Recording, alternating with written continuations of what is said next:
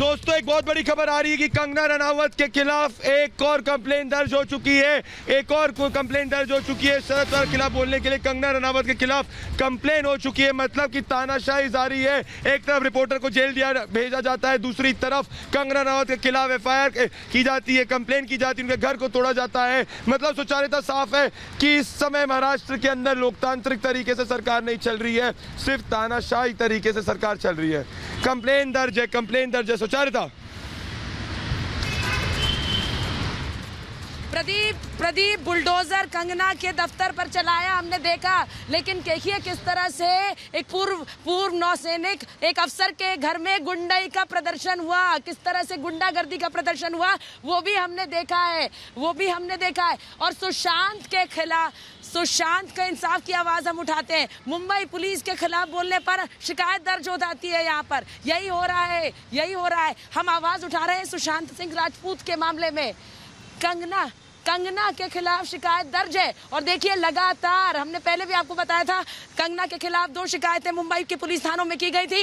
एक और शिकायत, यानी कंगना पर लगातार शिकायतों का दबाव बनाने की कोशिश। प्रदीप। बिल्कुल दोस्तों, अगर मेरा बस चले तो इसी वक्त मैं गाड़ी चलाऊं और यहाँ पे गाड़ी चलाऊं और शरद पवार जी के घर के सामने चले जाऊं और धरना दे दूं कि ये किस तरीके की चीज चल रही है। उद्धव ठाकरे जी, मैं चाहूं तो इसी वक्त जा सकता हूं सेना भवन, पर मुझे पता है कि आप उस वक्त भी गुंडागर्दी पे आ जाएंगे। और एक चीज मैं बताना चाहता हूं कि जरूरत पड़ेगी तो धरना भी दिया जाएगा सुचारिता। पर मुख्य बात यह है सुचारिता, हर वो व्यक्ति जो सुशांत सिंह राजपूत के न्याय के लिए लड़ रहा है, उसको, हर उस जमीनी व्यक्ति को ये लोग जेल में बंद करने की कोशिश कर रहे हैं सुचारिता।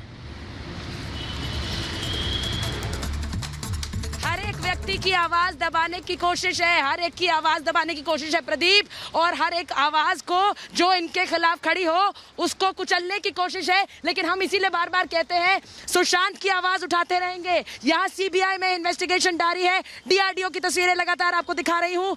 आवाज सुशांत की हो, कंगना की हो या आम देशवासी की हो, वो उठाता आपका चैनल रिपब्लिक भारत है। इसीलिए उसे दबाने की कोशिश, सुहेल, इसीलिए आवाज दबाने की कोशिश।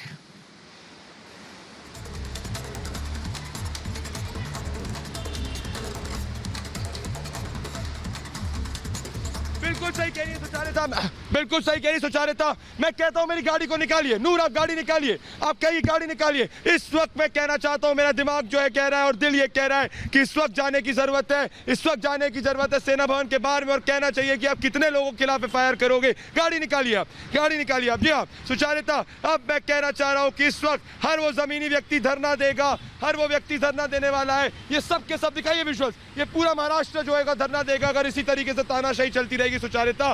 कंगना का बुलडोजर, कंगना का घर तोड़ा, रिपब्लिक के रिपोर्टर को जेल भेजा, सब कुछ बंद करने की कोशिश की जा रही है। क्या काला अध्याय लिखने की कोशिश है?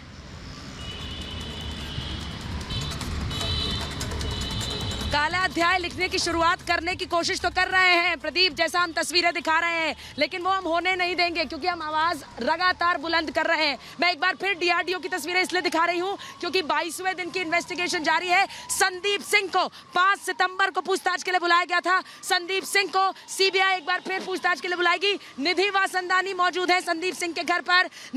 संदीप बार बार बयान बदल रहे हैं और निधि इसीलिए संदीप से पूछताछ, संदीप से सवाल जवाब CBI के एक बार फिर से होंगे।